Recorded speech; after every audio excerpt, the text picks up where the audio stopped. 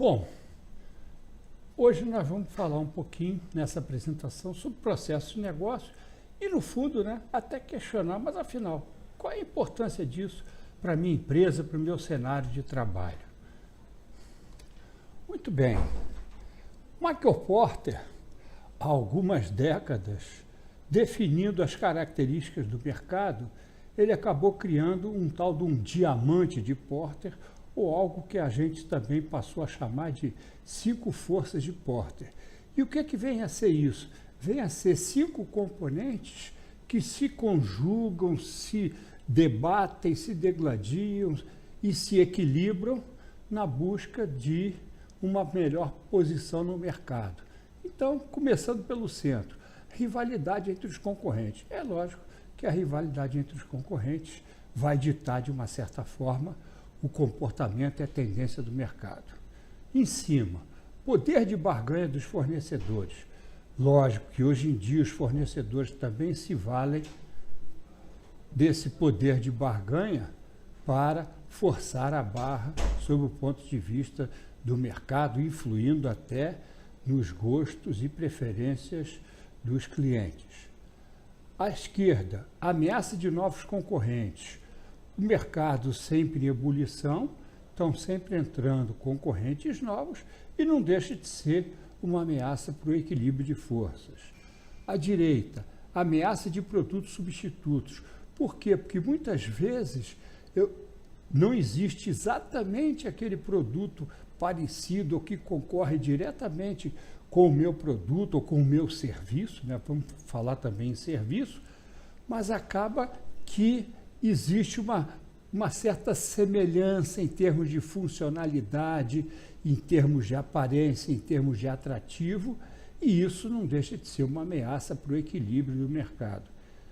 E, na parte inferior, o poder de barganha dos clientes, ou seja, cada vez mais o cliente deixou de ser plateia para ser um dos atores principais e eles passam a definir agora uma série de características e de níveis de exigências e expectativas relativamente ao produto ou serviço que eles estão propensos a contratar. Muito bem. Minha gente, será que existe alguma dúvida de que nós estamos diante de um mercado de complexidade cada vez maior? Eu acho que, com certeza, ninguém tem essa dúvida. Outra, será que a gente tem alguma dúvida de que os clientes estão cada vez menos tolerantes? Certo? Quer dizer, a tolerância vem despencando e o nível de exigência dos clientes é cada vez maior, ou a tolerância cada vez menor. Existe alguma dúvida de que todas as empresas e organizações estão cada vez mais com orçamentos mais minguados, mais apertados, mais com a corda no pescoço? Pois é. Então, se a gente tivesse que fazer uma imagem aí do mercado, dá para entender mais ou menos como esse peixinho aí que está querendo fugir de um aquário sangrento, de mar vermelho, de água vermelha, querendo vislumbrar ou buscar ou achar um aquário com águas cristalinas, ou seja, de uma certa forma, ele quer ser diferente, certo? Muito bem. Relativamente ainda aos clientes, como é que as empresas têm procedido, como é que elas têm se comportado relativamente a alinhamento, a iniciativas que são tomadas, a reações delas perante o mercado e os clientes, e as mudanças, enfim. Então, em verdade, nós temos o quê? Muitos casos de iniciativas e ações pobres e pouco efetivas, quer dizer, o que as pessoas fazem não tem nada de criativo, nada de novo, nada de inovação, pouco ou nenhum esboço ou esforço de mudança, então continua aquela mesmice, certo?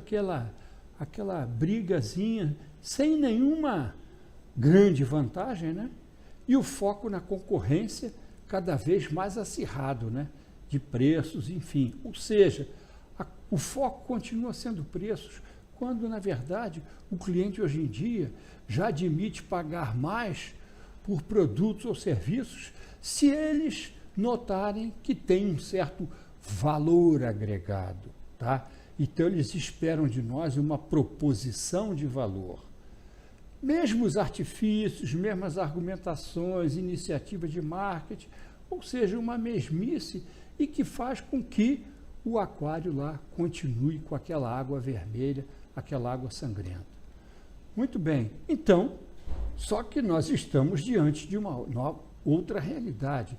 E como tal, a gente tem que proceder de forma diferente, certo? Tá? Então, será que os clientes, na busca por produtos ou serviços, eles estão tendo suas necessidades atendidas, suas expectativas atendidas? Como é que ele tem visto a experiência deles nas interações com as empresas e organizações? Seria uma experiência positiva ou uma experiência negativa?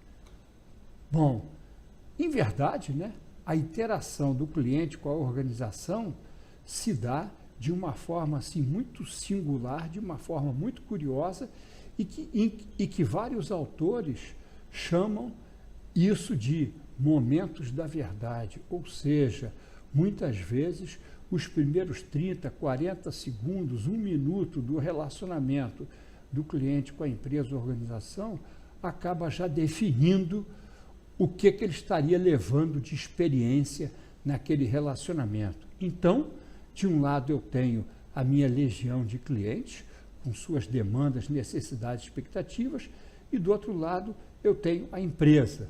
Só que as empresas precisam entender, precisam acordar para a seguinte necessidade: quando o cliente interage com a empresa, seja na compra, seja na assistência técnica, seja no pós-venda, no pré-venda, enfim, ele, em verdade, acaba participando ou sendo submetido a um conjunto de atividades mais ou menos integradas, mais ou menos consistentes, mais ou menos encaixadas perfeitamente numa sequência lógica, e a esse conjunto de atividades o mercado cada vez mais chama de processos de negócio.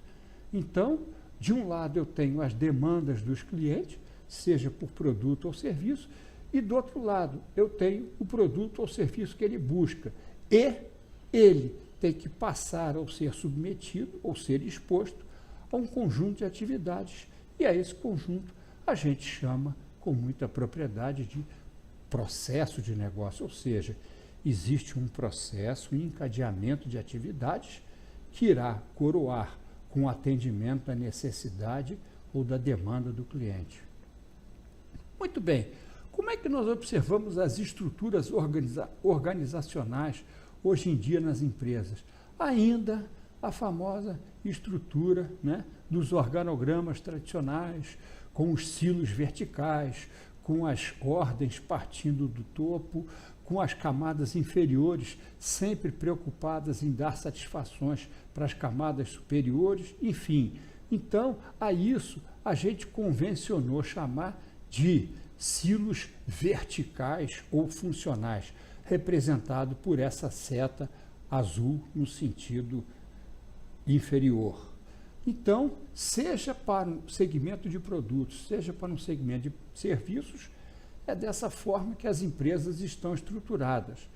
Só que, se a gente parar para observar como flui a solicitação do cliente, como flui o passo a passo do processo de atendimento ao cliente por dentro da empresa ou organização, nós vamos ver que ele não se dá da forma de silos verticais, e sim de uma forma horizontal ou ortogonal, passando por vários departamentos.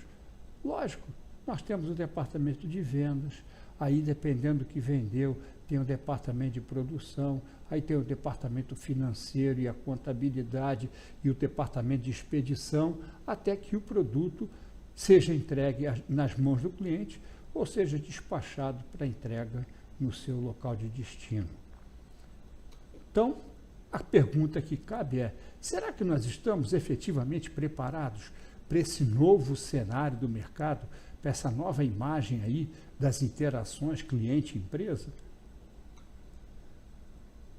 Eu entendo que nós precisamos buscar melhorias em termos de produtividade, nós devemos procurar sermos diferentes dos demais, ou seja, o peixe quer fugir do aquário de água sangrenta e quer vislumbrar um oceano limpinho, um aquário de água cristalina. Lógico que nós temos que primar pela qualidade cada vez mais e sempre, nós temos que nos destacar, nos diferenciar e, lógico, sempre buscando a melhoria, que é um processo interminável. Melhoria não é um projeto que tem início, meio e fim. Melhoria é uma busca incessante, é um refinamento incessante dos meus processos, da minha maneira de agir, da minha administração, da minha governança, enfim, certo? E, de repente, eu tenho que implementar uma série de controles e, para facilitar, eu devo também introduzir padrões de comportamento, padrões de execução, padrões de desenvolvimento. Muito bem. Então, no fundo, nós estamos falando de o quê? No fundo, minha gente, não estamos falando de mentalidade, né? Os gregos chamam de mindset, conjunto de crenças ou uma forma de pensar e agir que determina seu comportamento, percepção e atitude mental. Ou seja, conjunto de crenças ou forma de agir e pensar. Nós temos que acostumar as nossas cabeças com uma nova realidade e, como tal, mudar a nossa mentalidade, porque senão nós estamos com mentalidade do século XX nos propondo ou querendo atender clientes do século XXI, por exemplo, numa comparação. Bom, então, o que é o processo que a gente havia mencionado anteriormente? Uma ordenação específica de atividade de trabalho através do tempo e do espaço, que tem um início, um fim, um conjunto de entradas e saídas identificadas de forma muito clara, certo? Ou seja, uma estrutura de ação, um esquema de ação, enfim. Grupo de atividades que juntas alcançam uma meta específica, venda de produto para o cliente, por exemplo. A essência da gestão de operações é que as entradas sejam transformadas em saídas ou resultados. Visto de uma outra forma gráfica, então o que nós temos? Nós temos entradas à esquerda, saídas à direita. E o que faz com que um conjunto de uma ou mais entradas acabe resultando num conjunto de uma ou mais saídas? Procedimentos, métodos, informações, especificações e por aí vai. É importante a gente chamar atenção para habilidades, conhecimento e treinamento. Isso não pode ser desprezado. E do outro lado, através de produtos, serviços, resultados, informações ou até trabalhos manuais que sejam, eu estarei entregando esse algo, essa saída para o cliente. Então, o processo converte uma ou mais entradas em saídas ou resultados. Muito bem, o livro que discorre sobre gestão de processos de negócio conceitua o negócio, esse B de business, como pessoas que interagem para executar um conjunto de atividades de entrega de valor para os clientes e gerar retorno às partes interessadas. É importante a gente frisar essas partes interessadas aí, que eu posso ter de um lado os clientes ou usuários e do outro lado eu posso ter o próprio negócio, a própria empresa. Muito bem, em termos de P, processo, agregação de atividades e comportamentos executados por humanos ou máquinas, eu diria até por humanos e ou máquinas, para alcançar um ou mais resultados. Ou seja, isso pode consistir de apenas processos manuais ou atividades manuais, ou atividades que algumas são de cunho manual e outras são automatizadas até visando uma certa agilidade e uma certa velocidade. Muito bem, PN, processos de negócio, trabalho que entrega valor para os clientes ou apoia e gerencia outros processos. É interessante a gente salientar esse entrega-valor, porque não necessariamente o cliente está só preocupado com aquele produto ou serviço. Ele espera um algo mais e que a gente esteja agregando valor, que exista uma proposição de valor naquilo que ele está levando ou recebendo.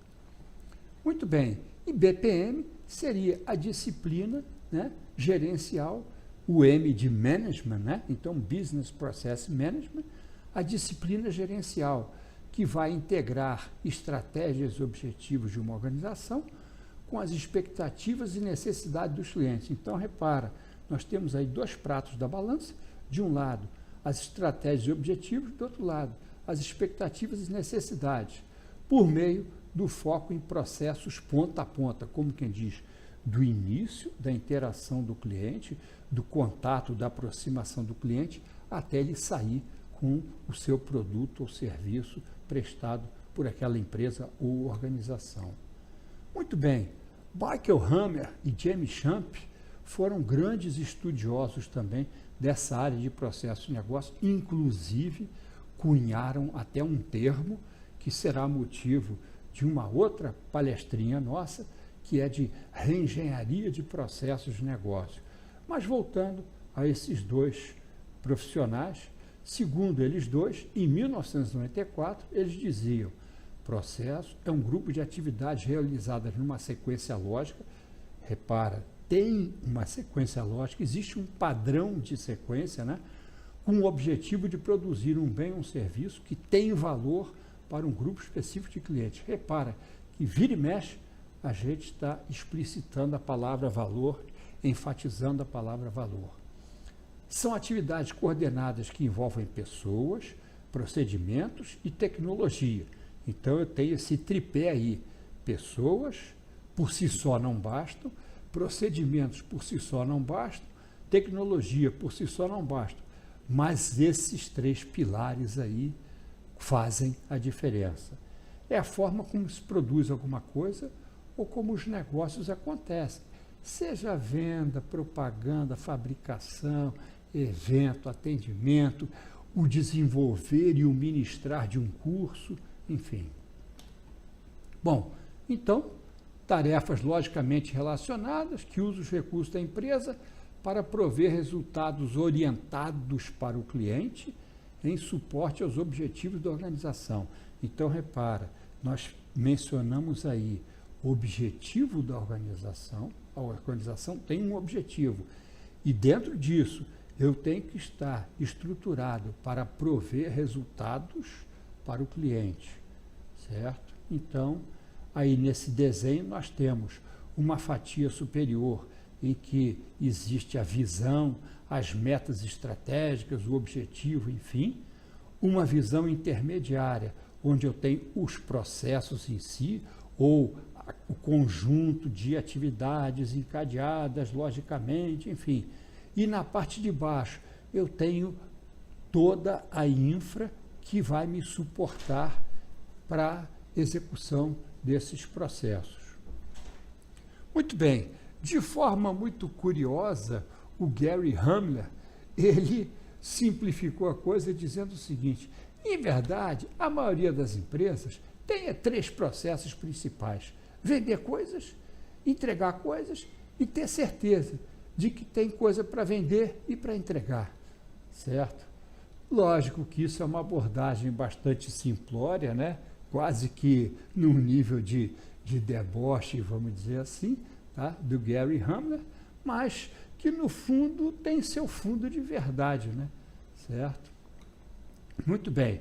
Por outro lado, uma outra visão bastante interessante também e digna de toda a nossa atenção é essa frase lapidar aí do Peter Drucker, que ele diz o seguinte, já traduzindo, né? A cultura come a estratégia de almoço. Minha gente, lá atrás a gente tinha falado sobre mindset, sobre mentalidade, enfim. Tá?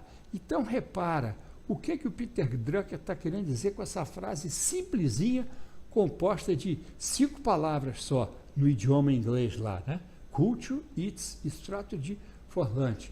Ele quer dizer o seguinte, que de repente os executivos, o CEO, os top managers, enfim, eles investem muito tempo, muitos recursos para definir, estabelecer uma estratégia e, de repente, quando isso é passado para as esferas inferiores, em termos de operacional, né? Já que eu tenho o prisma, no topo do prisma, estratégia, no meio do prisma eu tenho tático e na base do prisma eu tenho operacional. Aí, de repente, aquela estratégia toda que foi traçada lá no topo do prisma, quando chega para a linha de frente, para o operacional, acaba sendo destruída ou comida ou diluída pela mentalidade das pessoas, pela cultura das pessoas. Ou seja, eu tenho que, é um must, mexer na cultura das pessoas. As pessoas têm que ser habituadas a essa nova maneira, a essa nova realidade, a esse novo modus operandi. Muito bem. Então, afinal de contas, por que gestão de processos de negócio? Ora, porque nós precisamos documentar processos não documentados, forma consistente e padronizada de executar o trabalho ou serviço, ter uma equipe treinada agora e no futuro e para o futuro, buscar e resolver questões que proporcionem ganhos de eficiência, atenção, ganhos de eficiência, né? Buscar oportunidades de automação, habilitar mudanças para novos produtos ou serviços, ou seja, será que não existe no meu mercado, se olhar com um pouquinho mais de atenção, com um pouquinho mais de cuidado, será que não existe um nicho em que ali eu tenho um conjunto de oportunidades localizadas? Então, se isso existe, eu tenho que me preparar, eu tenho que me mudar, me capacitar, me orientar para esses novos produtos ou serviços. E aí, então, falamos de mudanças. Satisfazer as regulamentações. Por quê? De repente, vem uma regulamentação nova, uma lei nova e a minha empresa tem que se adequar a essas regulamentações. Economizar recursos financeiros. Por quê? Será que nas nossas empresas e organizações, em função da forma atual de nós trabalharmos e desenvolvermos nossos serviços e atividades, será que nós não incorremos em retrabalhos, em perdas, em deficiências, enfim?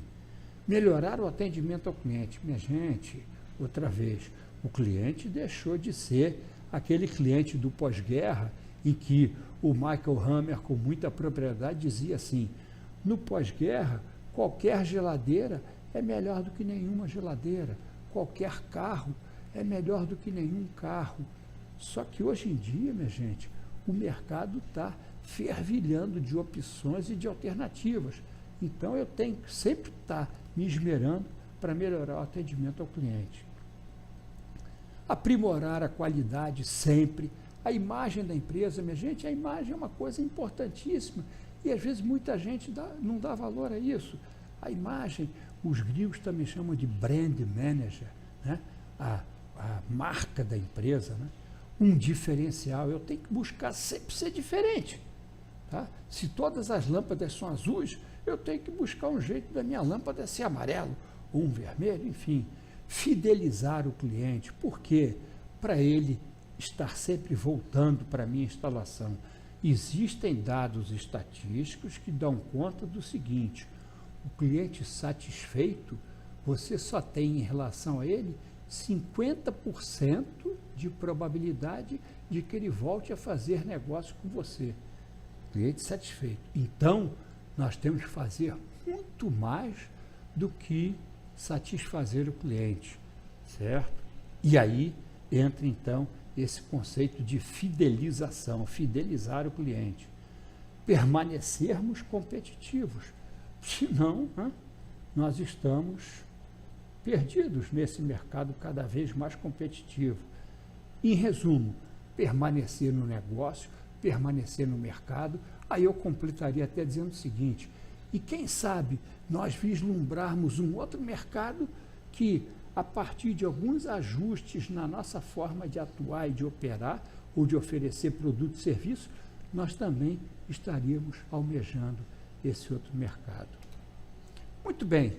Em verdade, né, as empresas são grandes coleções de processos. Então, o que nós quisemos representar por essa figura aí, numa série de departamentos ou de atividades ou de unidades de negócio da empresa, se a gente olhar com uma lentezinha lá toda especial, nós vamos observar que as empresas, em verdade, são grandes coleções de processos.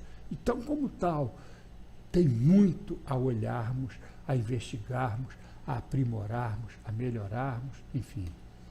Muito bem. E por que os processos são importantes? Essa tabuleta aí nos dá uma boa ideia, né? E uma verdade cristalina e absoluta sobre a importância, né? Se sempre fazemos o que sempre fizemos, vamos sempre conseguir o que sempre conseguimos. Quer dizer, ou seja, a gente não se mexeu, não alterou, não mudou. Então, o nosso resultado vai ser sempre o mesmo, minha gente. É evidente isso, é óbvio. Tá?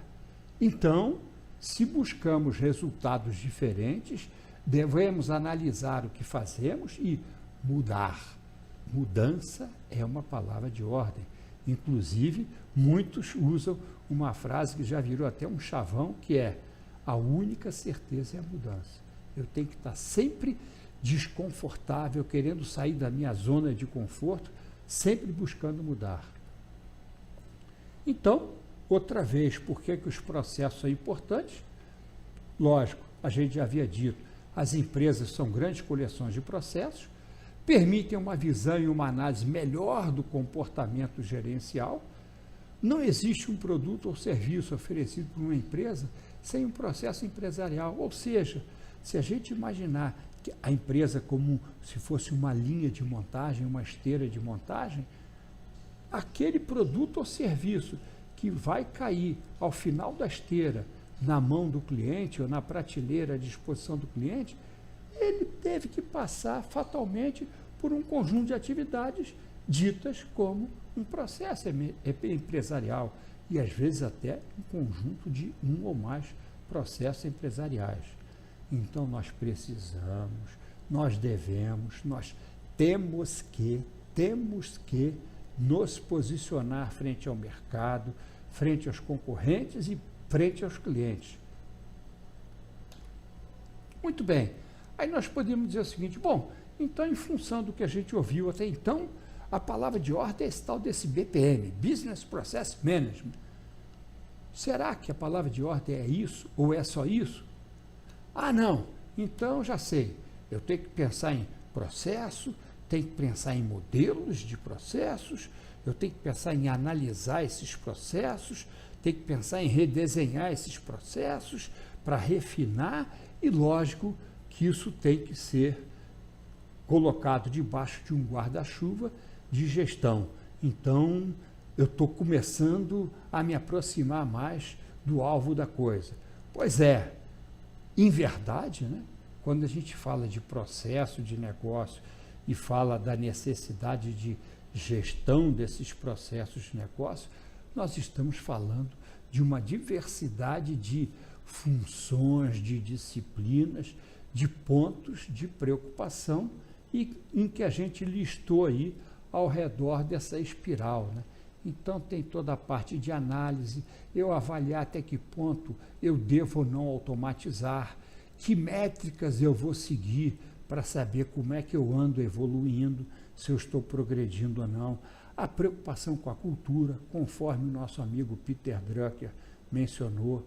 Eu tenho que mapear esses processos direitinho para que, uma vez que eles estejam mapeados, documentados, eu possa colocar o dedo na ferida em busca de degradações, de gargalos, de restrições, enfim. Fazer a modelagem também desse processo. Tá? Existe uma fase bastante interessante, chamada de discovery ou de descoberta, que é o seguinte: muitas vezes acontecem algumas coisas na nossa empresa em que a gente nem se dá conta de que aquilo são umas atividades e que elas não deixam de fazer parte de uma forma integrada com outras atividades para compor um processo, né? Então, existem considerações de melhoria com Seis Sigma, inovação, melhorias, reengenharia de processos, conforme Michael Hammer um dia definiu num artigo de julho de 1990, certo? Nós temos as mudanças, falou em melhoria, falou em reengenharia, falou numa guinada, numa mudança, por menor que seja. Nós estamos diante da mudança e da necessidade de fazer de forma muito bem feita a gestão dessa mudança. Há restrições, conforme eu já falei, né?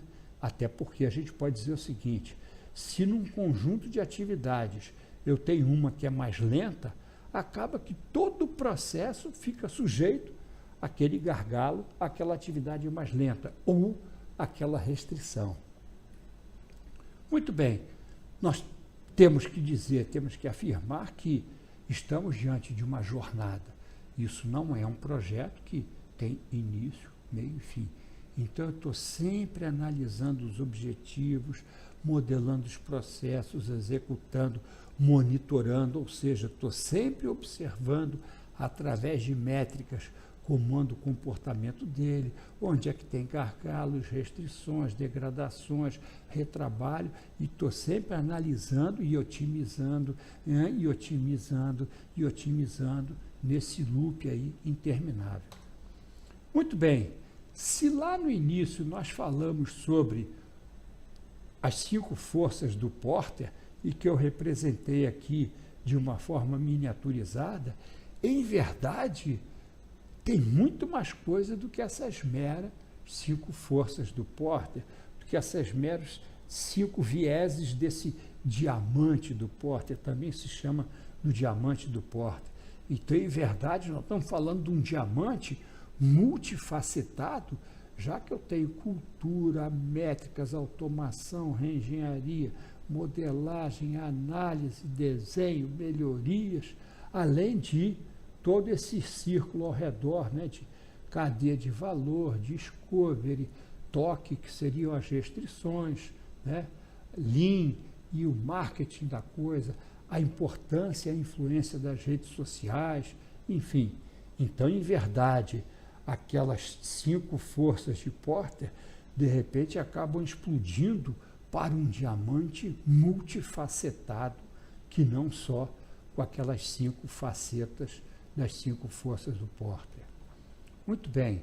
Então, o que a gente tem que ter em mente, né? Os desejos, as expectativas, as boas práticas, as políticas, regulamentações, as possíveis mudanças de rumo que eu venha a vislumbrar, as tecnologias e até que ponto elas podem se integrar nos meus processos para agilizarem, sempre em busca de ser diferente, criar um diferencial, buscar sempre mais clientes, mais oportunidades, enfim. E as novas realidades, né? Que o mundo está sempre em ebulição, as interações cliente-empresas estão sempre se modificando, se aprimorando, e não vamos esquecer daquilo que mostramos num gráfico lá atrás, no início, de que os clientes estão cada vez menos tolerantes, tá? Cada vez mais exigentes. Não vai aí nenhuma crítica em relação ao cliente, ou seja, de posse do que andam oferecendo no mercado, ele sabe que pode exigir de mim, da outra empresa, enfim, de todas as empresas, ele pode exigir mais, certo? Então, a zona de conforto deixa de existir. Eu diria que a zona de conforto passa a ser uma cama do faquir, cheia de precos, e eu devo procurar sair dela, fugir dela. A única certeza é a mudança. Muito bem. Em grandes sistemas em que os processos já foram implementados, existe um conjunto de lições aprendidas, né? Certo? Ou seja, muita atenção na otimização de processos, o alinhamento sistemático com as metas da empresa, porque, de repente, a área operacional da linha de frente está atuando de uma forma meio em desconexão com as metas estabelecidas, com as estratégias da empresa, né? Mais atenção ao entendimento das áreas sujeitas, envolvidas, implementação de sistemas de informação gerencial, para que eu esteja acompanhando passo e passo de que forma os negócios andam se desenvolvendo. 50% de outsourcing da gestão de projetos para terceiros, ou seja, muitas vezes eu posso chegar à conclusão de que fazer a gestão dos projetos não é o meu negócio fim, não é a minha atividade fim. E, de repente, por que não buscar o auxílio, né, a assessoria de profissionais capacitados para isso? Muito bem, aumento do investimento em treinamento. Há tanta gente, tanta empresa e organização que não dá valor algum ou muito pouco valor a treinamento. Minha gente, é através do treinamento que eu vou capacitar os profissionais e é através do treinamento que eu vou começar a plantar umas sementinhas que vão resultar na mudança de cultura. Impor as mudanças de forma mais corajosa, quer dizer, eu tenho que arranjar um jeito de vender essa bandeira, essa imagem, hastear essa bandeira, levar essa bandeira aos 4 cantos da empresa. Identificar e capturar evidências de benefícios e economias como parte do escopo, ou seja, eu tenho que evidenciar de que existem ganhos. Ou, na pior das hipóteses, que eu estou mitigando um conjunto de dores, diversas dores. Quer dizer, seja porque eu estou gerando benefícios, seja porque eu estou minimizando e mitigando problemas, falhas, retrabalhos, desperdícios e insatisfações. E evitar a implementação ao estilo Big Bang.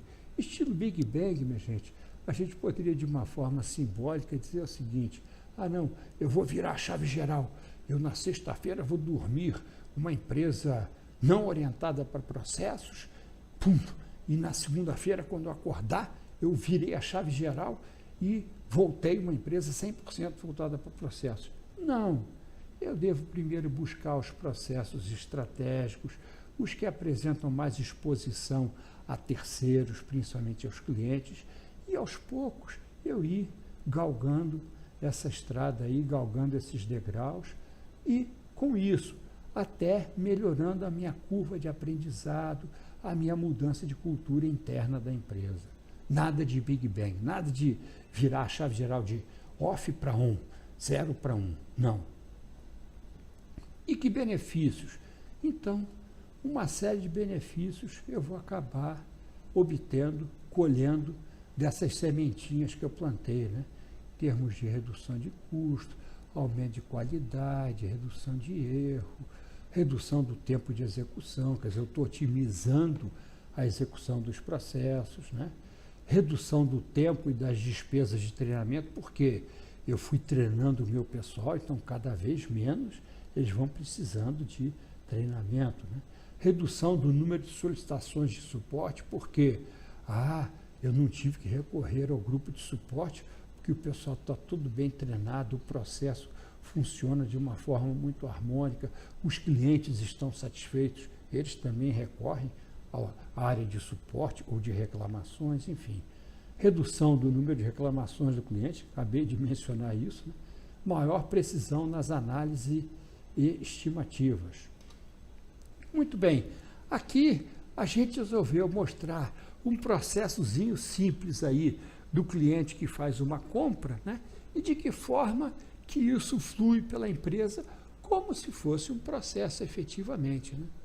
Então, o cliente determina, né? Determinar o cliente a ser faturado, e aí, enquanto o sistema vai coletar o débito direto, a fatura vai sendo enviada ao cliente até que aquele processo termine. Então, repetindo, né? Tá? Repetindo, reparem que tudo é feito de uma forma sequencial, sincronizado, certo? Visando a cobrança mensal sendo feita lá, enviada para o cliente. Gente, pois é, com base nessa nossa conversa aí de cerca de meia hora, 40 minutos talvez, certo? Eu queria deixar para todos um convite. Poxa, vamos conversar um pouco mais sobre isso, né? Nós aqui da Allen Treinamento, nós oferecemos um treinamento de gestão de processos de negócio, um treinamento com 2 dias de duração, ou vamos dizer assim, com 16 horas de carga horária, sejam 2 sábados, sejam 2 dias inteiros, sejam 4 noites, certo? E a gente gostaria muito de contar com esse interesse de vocês. Teremos muito prazer, porque nós temos muita coisa para contar nessa área, certo? Então fica aqui o nosso convite e o nosso agradecimento por ter assistido o seminário. E aqui alguns dados, se for o caso de vocês quererem entrar em contato com o palestrante aí. Muito obrigado a todos e boa tarde.